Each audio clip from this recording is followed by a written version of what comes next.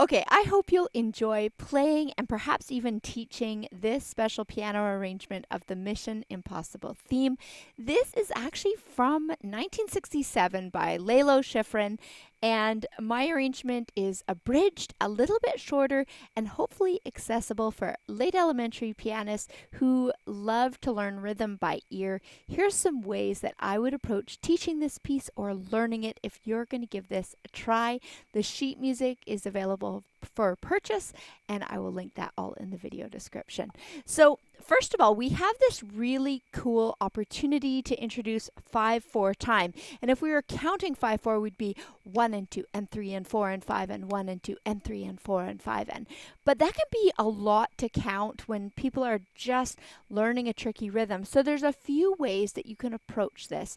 The first thing I did in this arrangement is I used a D note as a percussive addition, and it goes ta ti ta ti ta ta ta ti ta ti ta ta ta ti ta ti ta ta.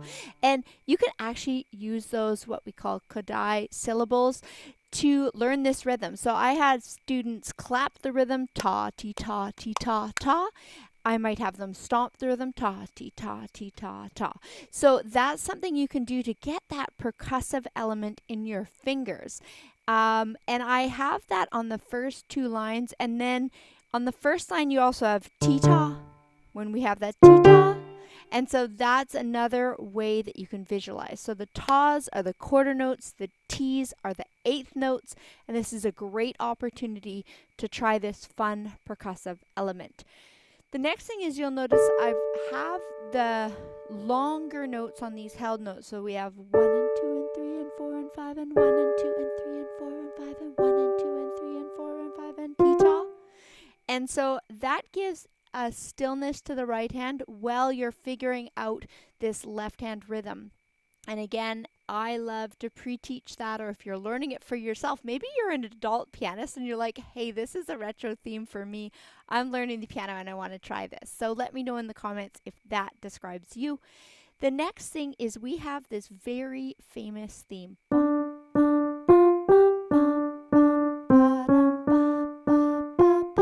And I had fun adding the percussive element that you did on line 1 with that famous theme. So it has.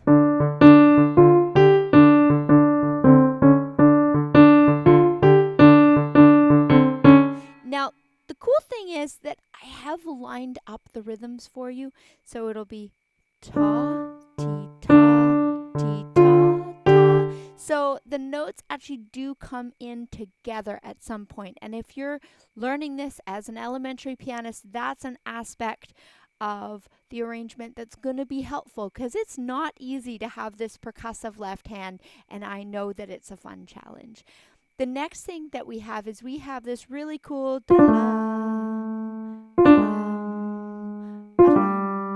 and I find it helpful to use 4 and 2 in your right hand for the F and the D, and those are happening fast, so you might have a little bit of a side motion to your wrist.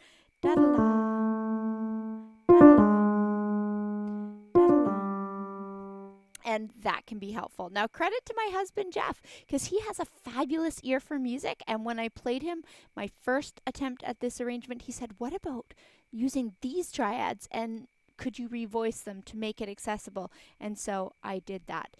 So the next thing we have as part of this arrangement is we have a parallel motion to kind of build up the theme at the end. And we have that.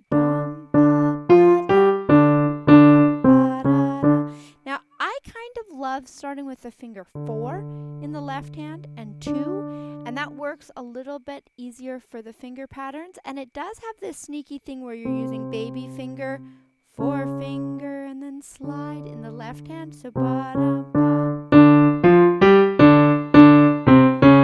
the last time through, it just hangs out on that C sharp and has 3 beats of rest, and then we have and again, my husband Jeff said, oh, what about that chord at the ending? And we had to give it a listen and think, what is it? And then how can we create those cool sounds with a reduced arrangement? So this is actually a B flat major chord, And then it's an E flat major chord in a different position. So that's a cool opportunity to go, oh, we're in D minor, but we're going to use these really cool chords of B flat major and E flat major. So I hope you have fun with that arrangement. Those are some of the thoughtful aspects of it, and hopefully that very fast-paced lesson will help you either learn it for yourself or you can use those ideas to teach it to a student you're working with. Thanks again. We'll see you in the next video.